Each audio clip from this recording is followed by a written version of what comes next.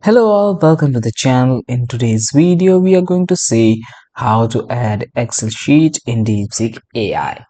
First, you need to go to your DeepSeek page. After going to DeepSeek, you need to go to this pin-like option, which will say text extraction only. You need to click on that, then take any file which you want from the Excel. I'm taking this file and clicking on open. After taking it, it will upload on DeepSeek. After doing that, you have to write whatever prompt you want. For example, I'm writing this prompt for this, that is, give me the average budget of each video.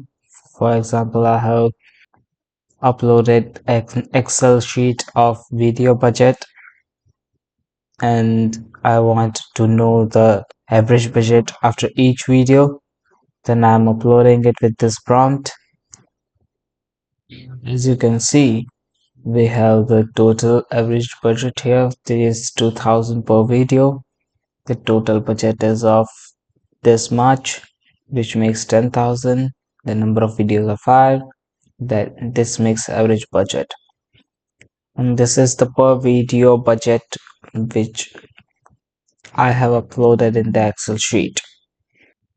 So this way you can make use of DeepSeek AI however you want by uploading Excel sheet and make your tasks easy.